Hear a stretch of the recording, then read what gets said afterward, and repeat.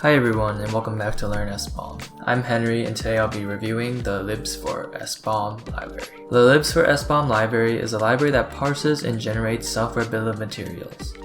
It supports both the SPDX and the CycloneDX formats. To install this library, we're going to first need a Python version 3.7 or higher. So here I have Python 3.10.6, so that'll be good enough for today. First, we're gonna clone the repo. Then we're gonna navigate to that repo, and we're gonna run the following command to download the requirements. The first feature I'm gonna show is the SBOM parser. Lib4SBOM supports parsing for SPDX tag value, SPDX JSON, SPDX YAML, and CycloneDX JSON files. So we're going to navigate to the test file. We're going to navigate to the data file.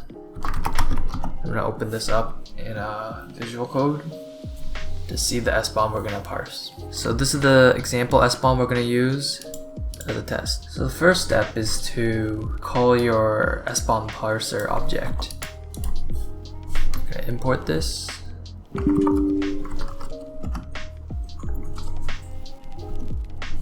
you're going to create your SBOM parser.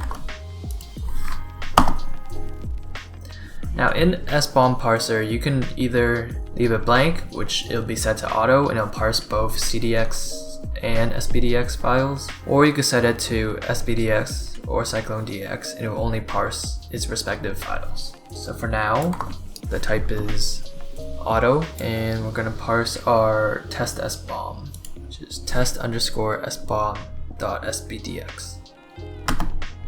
So the parse_file command essentially just parses the SBOM. Then you can see the get type will show what type the SBOM format is in, and it shows SPDX. Then we're going to run the get file command, which will return a list of file elements from within a parsed SBOM. I'm going to print that, and it's empty, and we can verify that's empty in here. There's no additional files in here.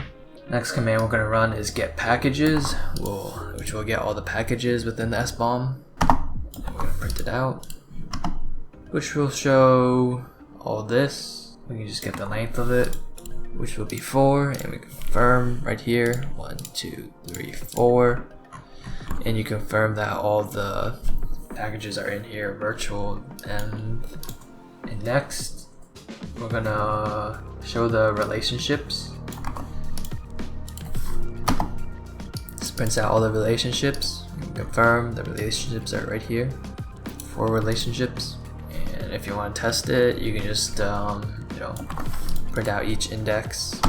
Number 2. So that's the SBOM parser. Next, I will showcase the SBOM generator feature. We're going to use the same example SBOM to show this feature. First, you're going to parse the sample SBOM in the SBOM parser. Sample SBOM was test_SBOM.SPDX. Then you're going to create your SBOM generator object, and for the format, we're going to change the .SPDX extension to .YAML extension. YAML. Here we can just test it to see what is the file type, either SPDX or CycloneDX. It will output SPDX. Then we're gonna see what's our output gonna be, which should be YAML because we declared it here. And we just have to run the generate method, which will create the SBOM. And here it created the SBOM. And you can run the get SBOM method to return the SBOM. So these two features are the features I've decided to focus on for this video. Over on the GitHub page, you could check it out. There's a lot more information on how each of the objects work for the SBOM parsers. Overall, the SBOM parser works well. It's very useful for anything you need to use SBOMs for. The SBOM generator, although it works, but it's mainly used as a conversion tool to convert different SBOM formats into another SBOM format if you need that, but there are better SBOM generators out there.